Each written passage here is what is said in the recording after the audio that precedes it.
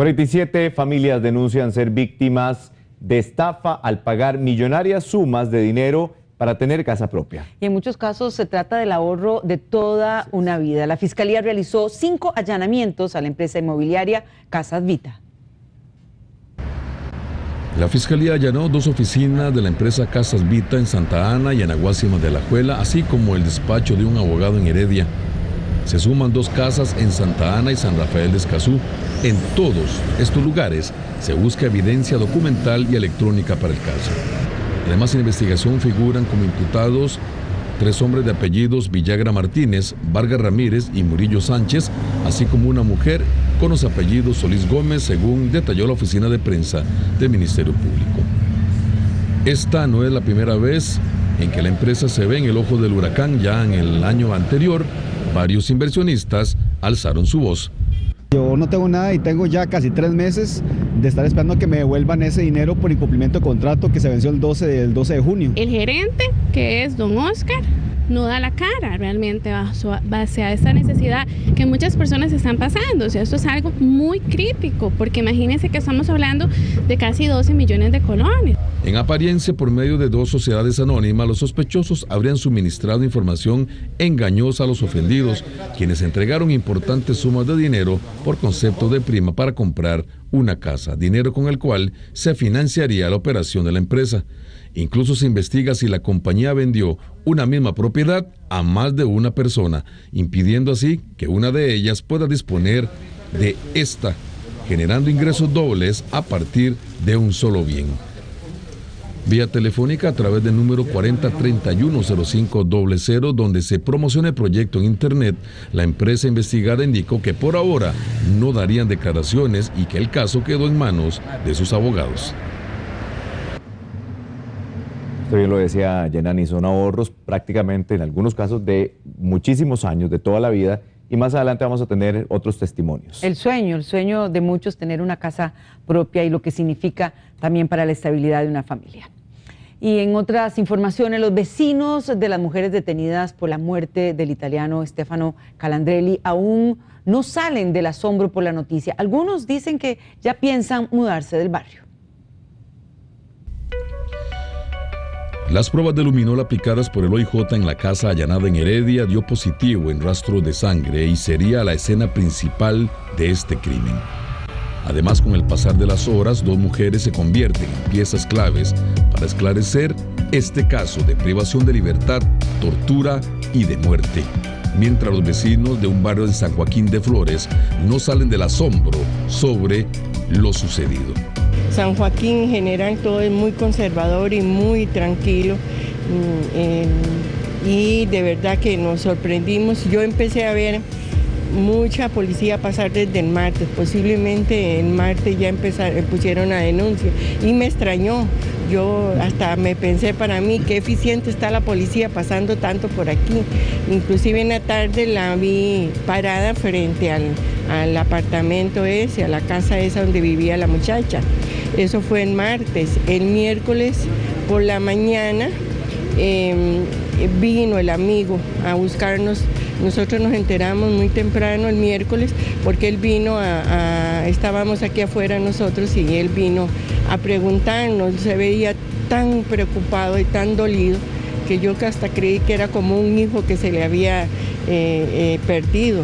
Y ya él nos dijo que estaba desaparecido un amigo y socio de él y empezó a preguntarnos, pero verdaderamente nosotros no sabíamos nada. Si uno no se imaginaba hasta que se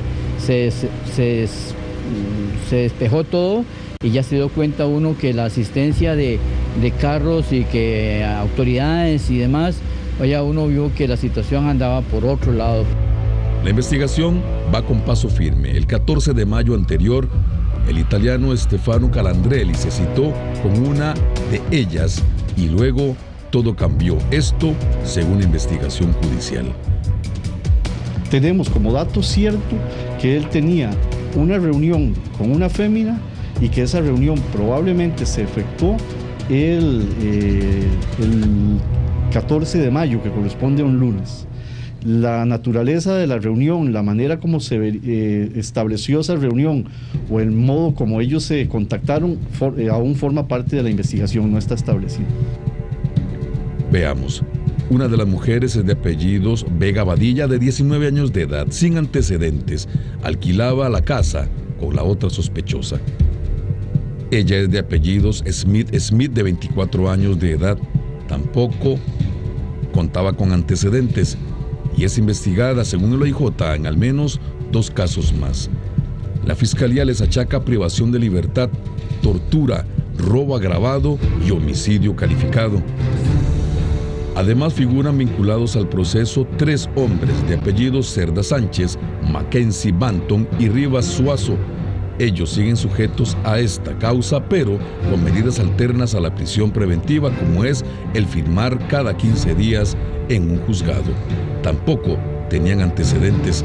Todo apunta, según el OIJ, a que el robo es el móvil de esta retención y asesinato. Sí, eso creía yo. Luego de 3 meses de investigación, agentes judiciales lograron detener en Guápiles a 2 sujetos de 33 y 46 años de edad, vinculados con difusión de pornografía infantil. El OIJ determinó que los sospechosos difundían este tipo de material a través de un chat telefónico. A ambos sujetos se les decomisaron sus celulares, que ahora se analizan y los analizan los expertos forenses. A los detenidos los remitieron al Ministerio Público para determinar su situación jurídica. Pudimos identificar que efectivamente se difundía ese tipo de material y se da con 2 personas de la zona de Guápiles.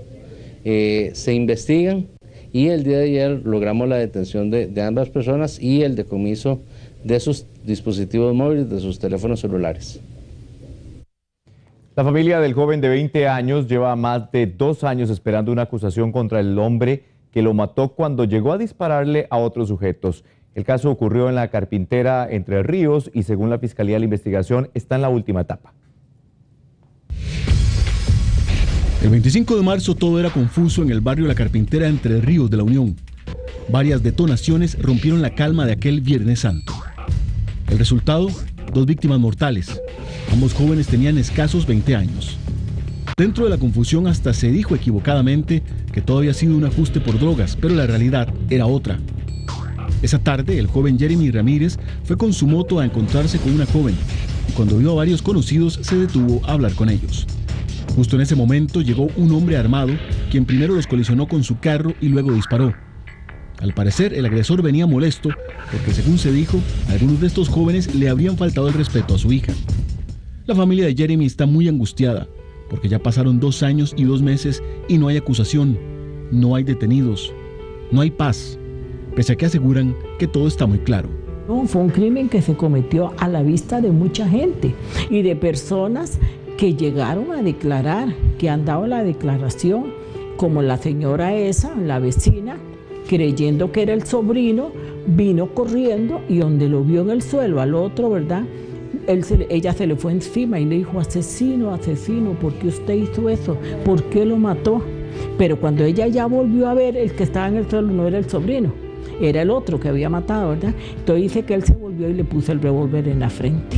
Entonces la hija le dijo, mamá, vámonos, la va a matar. Pero ella subió a dar la declaración, ¿verdad? Porque ella dice que todavía cuando ella llegó, Jeremy estaba vivo. Es indignante, usted revisa el expediente y no hay nada nuevo. Tuvimos que estar encima para que entregaran las pericias de balística. Nos decían que hacían falta cosas del OIJ. Mi mamá, mi tía y yo fuimos caminando hasta el OIJ y nos dijeron que desde el día 26, o sea, el día siguiente del caso, de lo que pasó, el caso ya había salido del OIJ, porque no tenían nada que investigar. Entonces, para nosotros es como frustrante saber que, por ejemplo, mi hermano cumplió años el lunes y no pudimos darle un abrazo o conformarnos con ir al cementerio, ¿verdad? Y saber que el asesino, porque lo es, goce de su libertad desde el primer día. Noticias Repretel tuvo incluso acceso a una de las testigos, una persona que vio todo el hecho en el momento culminante. En ese momento vi a un sujeto con un arma disparando totalmente y el muchacho, bueno, de hecho ya había uno muerto con un balazo en la sien. Lamentablemente tuve que ver cuando mataban al otro muchacho, Jeremy. Le dieron un balazo en la nuca. Cuando ya el señor se quitó de la escena, yo fui a ver a Jeremy y tenía pues los ojos afuera, ¿verdad? ¿Y usted intercambió palabras con él o algo pasó con él? Sí, claro, por supuesto. En el momento cuando yo fui a ver a un muchacho que estaba tirado en la calle con la sien totalmente despedazada, me entró confusión, mucho dolor de ver lo que él había hecho y sí, yo le dije que él era un asesino, que cómo él se le ocurrió haber hecho eso, ¿verdad? Que él no tenía derecho a quitarle la vida a nadie. Y el señor se devolvió donde yo estaba totalmente a dispararme a mí también, pero en ese momento pues se metieron mis hijas, ¿verdad? Para que él no me hiciera daño. ¿Le apuntó con el arma? Sí, él me apuntó con el arma. Siento ira, rabia, dolor, angustia, desesperación al ver que no nos ayudan. No logramos encontrar ayuda por ningún lado. Usted va a esa fiscalía y es como si usted fuera a buscar la pared. Ayer nos hicieron esperar como hora y media para poder revisar el expediente. O sea, yo creo que son cosas inhumanas. Y es algo que pasó a simple vista como para que tenga 2 años y 3 meses, si no me equivoco, sin que haya nada. Yo siento que no ha habido voluntad, no ha habido responsabilidad en llevar un caso que está tan claro. Mira. ¿Verdad? Yo siento, eso es lo que a nosotros nos duele, saber que él es una persona que disfruta que anda disfrutando de una libertad que no tiene derecho, mientras que un muchachito o 2 muchachitos de 20 años, que era lo que Jeremy tenía en ese momento, están muertos. En la fiscalía se limitaron a decir que el proceso, pese a que ya lleva 2 años, está en la etapa de conclusión de la investigación. Posterior a eso se determinará si hay acusación o incluso si hasta los acusados quedan libres. De momento, el hombre que disparó contra los jóvenes firma cada mes y tiene prohibido acercarse a testigos y a la zona de los hechos. La familia de Jeremy aún tiene esperanza que, pese a todo el tiempo transcurrido, el homicidio de este joven no quede impune. A 2 estadounidenses los detuvieron cuando pretendían abordar un vuelo hacia su país con 1 kilo de ketamina en su equipaje. Esta y otras noticias se destacan en el siguiente resumen. Cuando se disponían a abordar un vuelo con destino a San Diego, California, Estados Unidos, 2 norteamericanos fueron sorprendidos por agentes de la Policía de Control de Drogas. Entre su equipaje ocultaban 2 botellas de talco para bebé, sin embargo lo que contenían era poco más de 1 kilogramo de ketamina. Ellos se enfrentan a una pena de hasta 8 años de cárcel. Un delincuente se tomó demasiadas complicaciones para ingresar durante la noche a un local comercial en San Francisco de Heredia y lo único que logró sustraer fue una batidora. Ahora, el OIJ solicita su colaboración para detenerlo. Un motociclista resultó herido al colisionar con un vehículo mientras viajaba por el sector de San Luis de Santo Domingo, en Heredia. Inicialmente se reportaba que estaba prensado bajo el automotor, sin embargo, al llegar las unidades de atención, el hombre estaba a un lado de la vía. Un monto cercano al $1.000.000 de colones sustrajo un hombre de un local en el centro de San José, al cual ingresó por un techo. Su fechoría quedó grabada y ahora el OIJ solicita su colaboración para detenerlo, por lo que habilitó la línea 800-8645 y el WhatsApp 8880-0645, mediante los cuales puede brindar información. Muchísimo dinero traen hoy los chances, así que vamos a ver, quédese con nosotros porque en minutos, ahí lo tiene usted, la señal desde la Junta de Protección Social. Además le vamos a traer información y contarles que el acumulado está en 520 millones de colones, el cuarto más grande desde que se creó este pozo en julio de 2017. Así que estaremos esperando esos numeritos ganadores para hoy. También les contamos que el Ministerio de Obras Públicas y Transportes anunció que va a realizar cierres en la Ruta 32 las veces que sea necesario. El fin es proteger la integridad de los conductores que que utilizan esa carretera. De ser necesario, si a la hora que sea, se aplicarán cierres en la Ruta 32. La intención es proteger la vida de quienes usan esa carretera. Esta escena se registró este lunes. Lo que provocó el choque aún no está claro, pero el impacto dejó una víctima mortal. Puede ser cualquier ruta nacional en el momento de que así lo considere el Consejo Nacional de Vialidad, si es una ruta nacional, en la cual los avisos de alto riesgo por lluvia, por viento, por caídas de material, puede ser que se tome la determinación de los cierres preventivos. Esto puede suceder en el momento que así lo meriten los profesionales responsables de la carretera. La idea es de que la gente tenga el conocimiento de, en el momento que se vaya a hacer, la razón por qué se va a hacer. Por lo general, estos cierres de la 32 se harán en horas de la noche. Por esta razón, se recomienda el uso de rutas alternas. Al factor deslizamiento, al factor lluvia, al factor viento, al factor neblina, le sumamos la escasez de visibilidad, en donde no nos permite ver en una oscuridad un deslizamiento en la carretera que puede producir un vuelco, muertos, y eso es lo que queremos evitar. En el Ministerio de Obras Públicas y Transportes aseguran que no solo la Ruta 32 sería cerrada en caso de una emergencia, cualquier otra ruta que lo amerite también será cerrada. Causó una gran congestión vehicular que se mantiene. Lluvias de menor intensidad se prevén para la noche de este martes. Sin embargo, las lluvias estarán acompañadas de tormenta eléctrica y también ráfagas de viento en el Pacífico, en el Valle Central, en la zona norte y en las montañas del Caribe. La saturación en alcantarillas, la cercanía con los ríos o las inundaciones repentinas son situaciones a las que se les debe de tener mucho cuidado.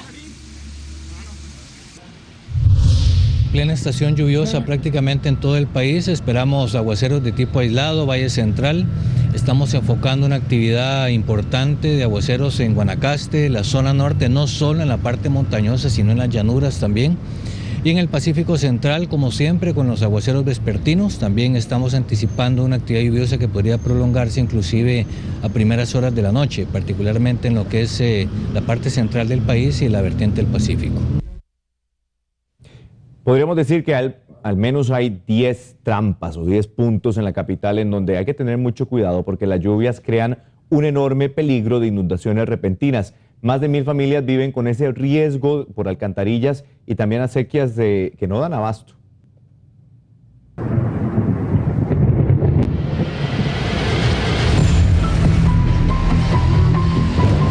Las lluvias apenas aparecieron y ya nos dan una muestra de lo que podría esperarle a nuestra capital. Pero ahí está la alcantarilla donde va ese bus, qué peligroso.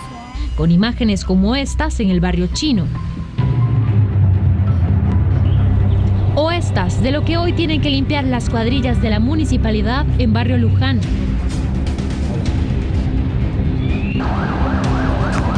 Imágenes que también tienen rostro de quienes sufren cada invierno.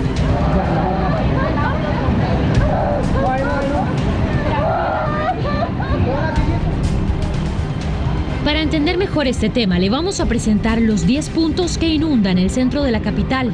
Son zonas en vigilancia y de muchos trabajos. Empecemos con el barrio chino, el barrio San Cayetano, los alrededores del Hospital Nacional de Niños y el barrio Bellavista, que son intervenidos por problemas en alcantarillas.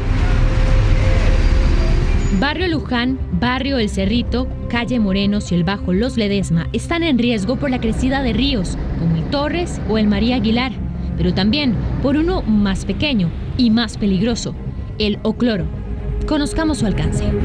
Recorre aproximadamente unos 5 kilómetros en San José, pero son los últimos 3 kilómetros los que más afectan a por lo menos 1000 familias que viven en los alrededores de este cauce. Familias como esta que vamos a conocer de doña Nati. Vamos.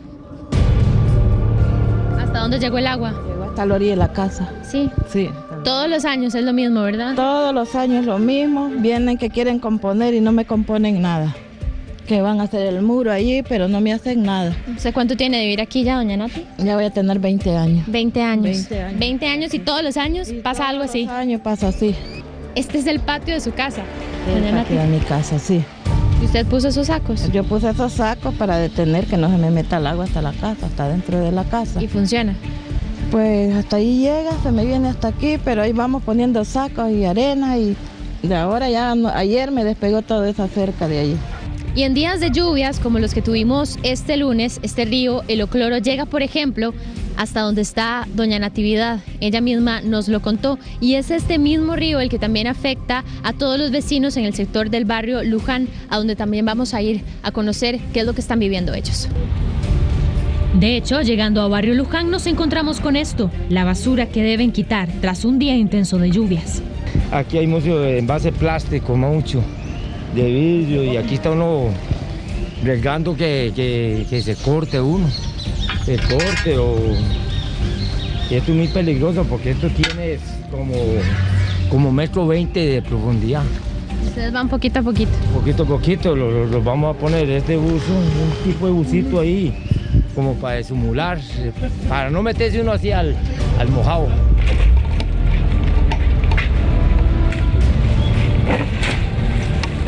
La misma basura que trae ese río trae malos olores, que son ese río, es tremendo, ¿verdad? El olor, los zancudos, que es para los chiquitos y para uno mismo, usted no tiene idea la cantidad de zancudos.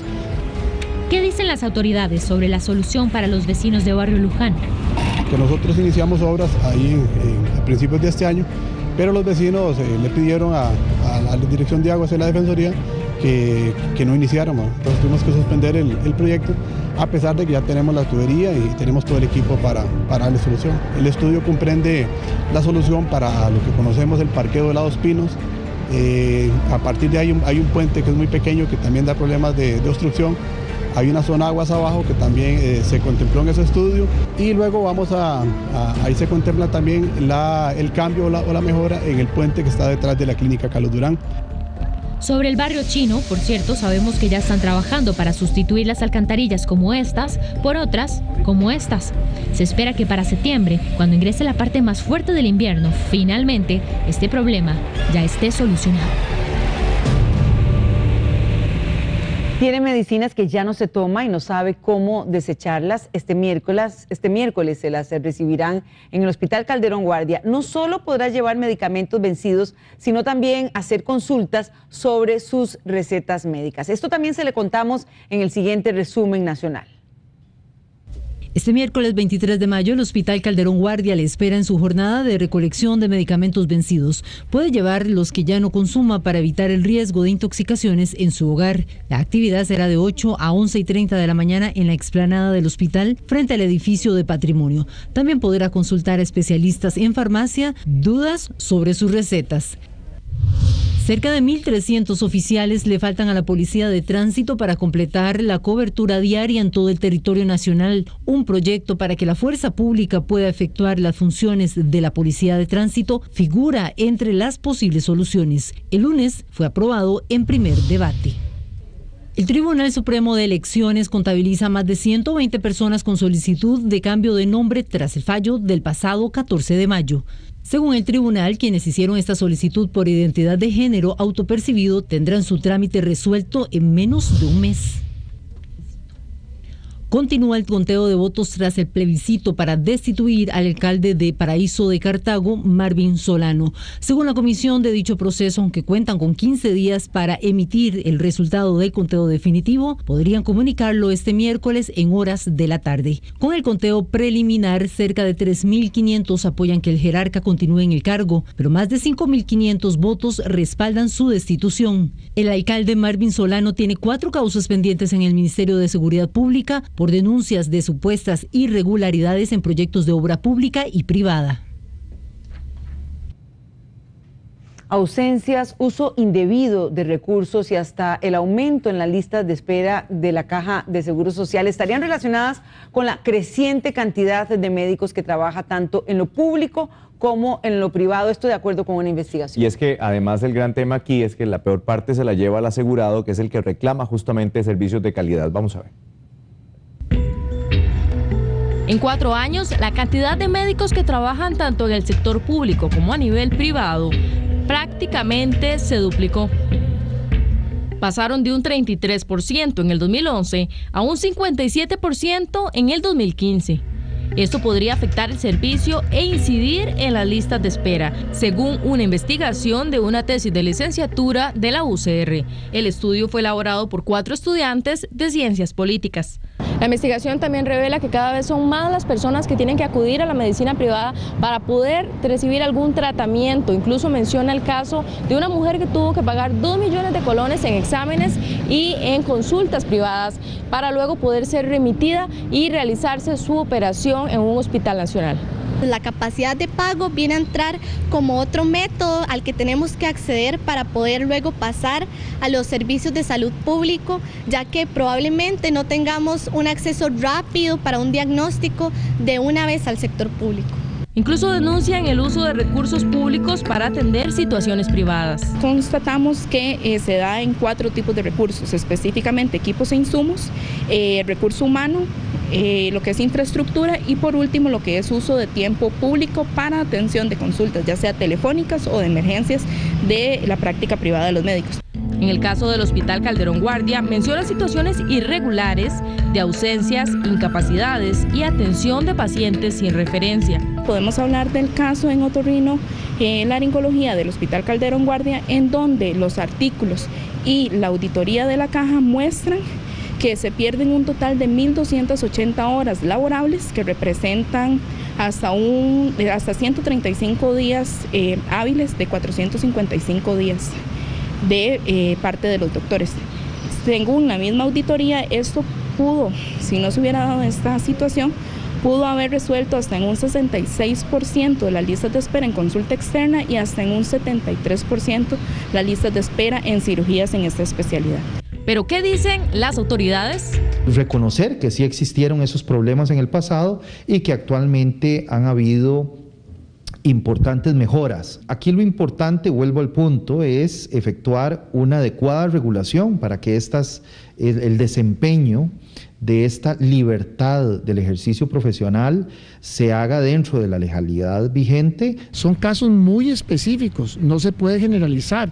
Y que medidas que no se hablan de medidas, sí, yo creo que la institución ha tomado medidas muy importantes. Considero que el nuevo sistema del EDUS, que es la nueva expediente digital, ese expediente como tal, solo el médico, si usted tiene 20 pacientes de consulta, el único que puede abrir esa consulta, el que puede ver cuántos pacientes tiene ese día y cómo lo va viendo es el médico.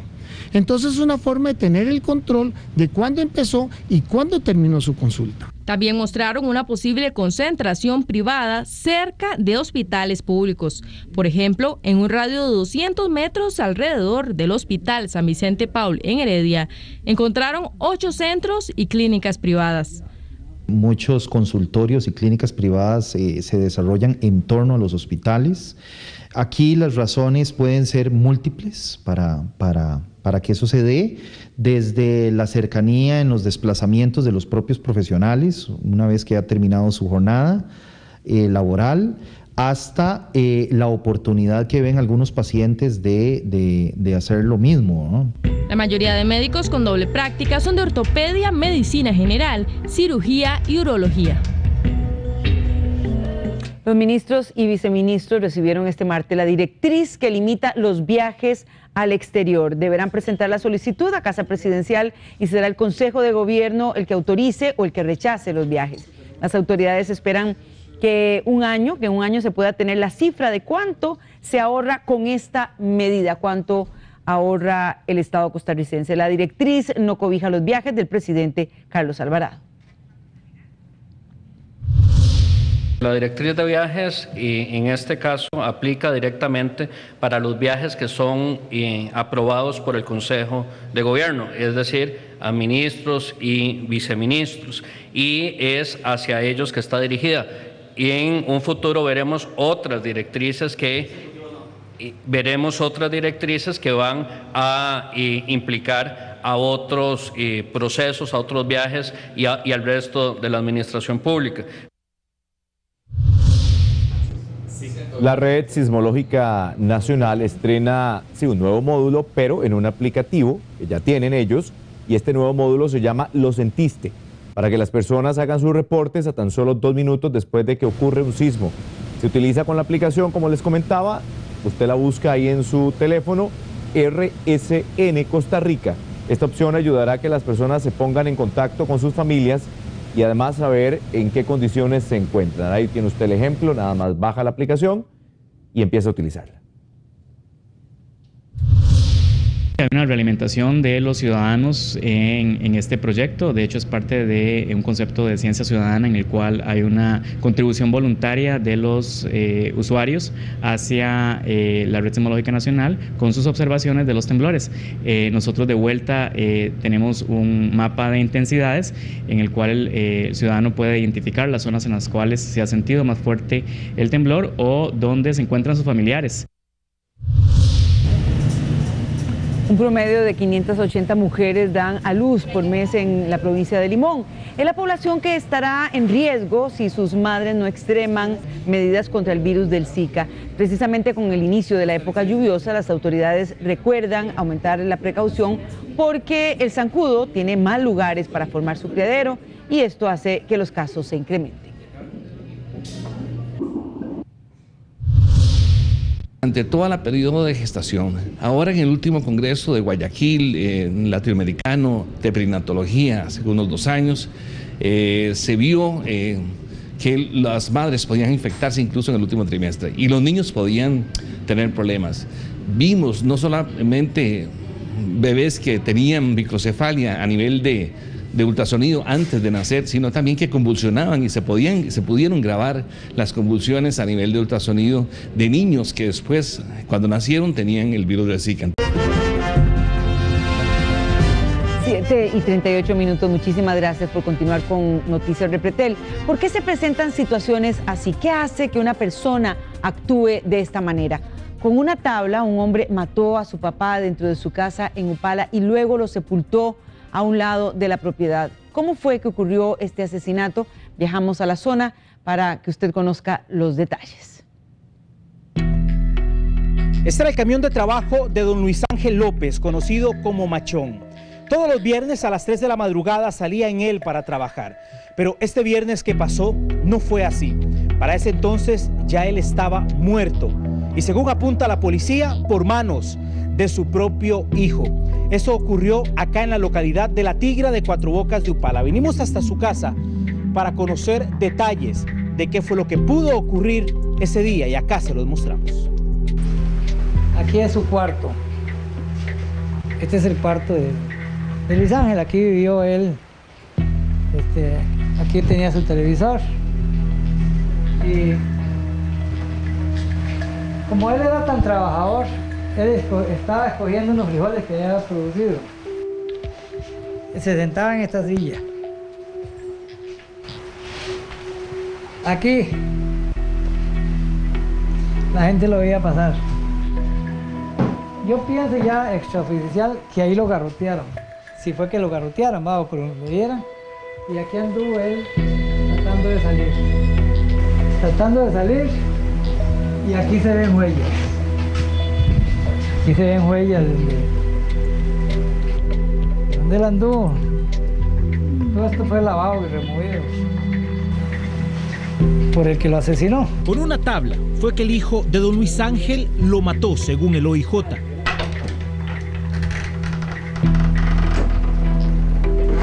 Ahí vivía el hijo de él.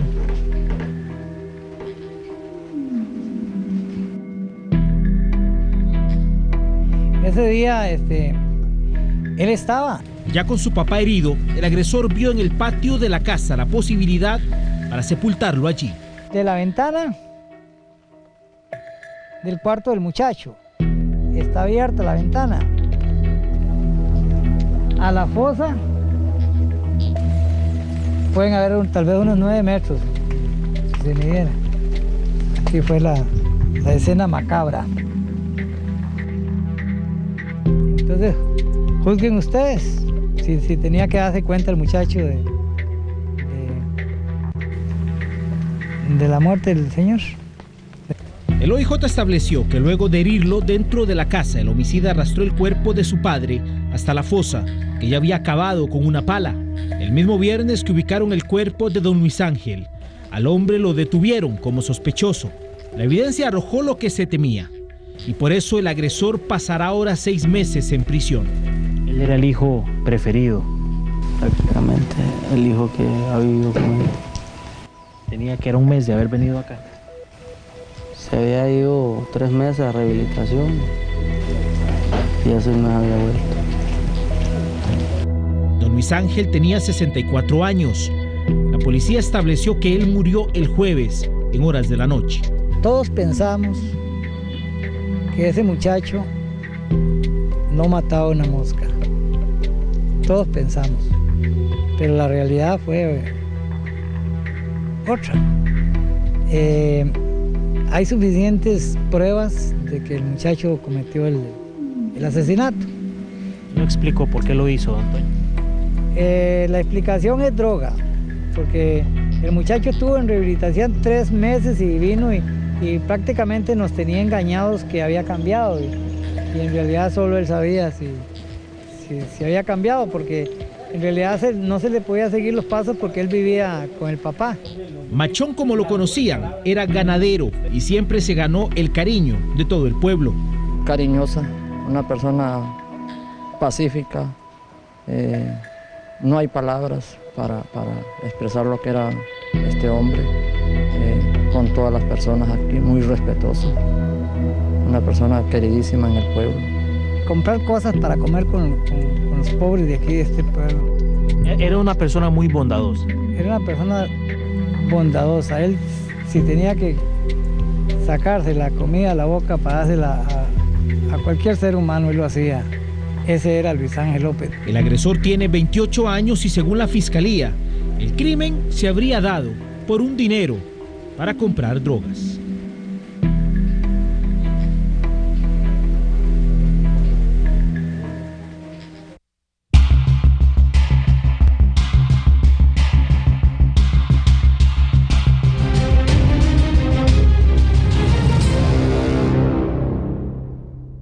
La ilusión de tener casa propia se transformó en una pesadilla, en tensión, también en incertidumbre para decenas de familias. Y ese sueño que uno no ve realizado, no se concreta. Algunos de estas familias dieron montos millonarios a una empresa para que les construyera su vivienda y ahora llevan 3 años de luchar para que al menos les devuelvan su dinero. Víctor pasará a la vida seria en pocos meses. Él y su novia han decidido compartir su vida y hacer un nuevo hogar, pero su felicidad se ha visto opacada. Sus ahorros y el sueño de tener una casa se esfumaron. Ellos son parte de un gran grupo que ahora el Ministerio Público investiga como víctimas de estafa. O sea, es una estafa muy bien gestada, porque hasta Marilyn, la gente de venta nos dijo, mi mamá y mi hermano compraron aquí, ellos también están aquí, entonces es como para hacerlo uno sentirse más seguro, obviamente. ¿Burlado? Burlado, estafado, no, de todo. ¿Vas a seguir hasta lo último? Voy a seguir hasta lo último. Ya tengo los papeles importantes del MEIC, la denuncia en el juzgado, ya tengo todos. O sea, lo que pasó hoy no era una sorpresa, ya se veía venir. Y por dicha hay abogados detrás de todo esto que saben cómo manejar el asunto. Gabriela sufrió lo mismo, ya se casó y ahora vive en un apartamento, pagando un préstamo de algo que no tiene, que nunca existió. Tuvimos que hacer un préstamo, solicitar un préstamo para poder pagar la prima. En este momento estamos pagando el préstamo sin nada, sin tener nada, ¿verdad? Tuvimos que invertir para poder vivir, adaptar un apartamento para vivir. Entonces es todavía más plata que se nos fue, que pues no la estamos viendo. Ahorita es pues seguir ahorrando para pagar, para poder invertir en una nueva casa y también pues para pagar ese préstamo que todavía no lo tenemos pago completamente. Ellos no son los únicos. Los casos civiles y penales son muchísimos. Solo el abogado Valverde tiene 70 casos que está representando y no descarta que con las horas aumente el número. Todos los demás fueron proyectos fantasmas. Sin embargo, durante 4 o 5 años, del 2013 a la fecha, vendió todos los proyectos, vendió lotes, vendió casas, recibiendo primas por adelantado y nunca levantó una sola construcción, nunca sacó permisos, nunca hizo absolutamente nada. De hecho, ninguna de esas propiedades le pertenece al Grupo Empresarial Casas Vita. Todas ellas eran simplemente conversadas con los dueños para que las prestaran mientras él desarrollaba los proyectos, esperando probablemente a convertirse en socios o ser parte de ellos. Tanto así que uno de esos proyectos, Distrito Vita en Belén, los dueños de la propiedad ya la retomaron. Llegaron antes de Semana Santa y los desalojaron con la policía porque él no cumplió con los pagos, como no lo hizo con ninguno de los demás. El dolor no es solo cuando se busca un hogar para una familia, también cuando el dinero que tenían años de guardarse para una inversión desaparecen. Son $27.850, todos se pagaron en efectivo y eso fue hace aproximadamente un año, año y medio que empecé a ver ciertos indicios y demás, y ya en definitiva fue hace casi un año que me di cuenta que lejos de ser una constructora seria, es una estafa, es una mampara para estafar nada más. Y no está más mencionar que la actitud de este señor Oscar Villagra es totalmente repugnante, despectiva, poco profesional. Es alguien que no da razones, solo da excusas y demás. Le decían que con $500 usted apartaba su casa y que la prima se la financiaban a 2 años y que después de los 2 años ellos le garantizaban el préstamo bancario con el cual financiarían el resto de la casa. En Costa Rica lo más difícil para conseguir una casa es precisamente pagar la prima. Y si a usted le dicen que se la dan financiada, que con $500 la casa es suya y que encima de eso le garantizan el crédito, pues difícilmente uno podría rechazarlo.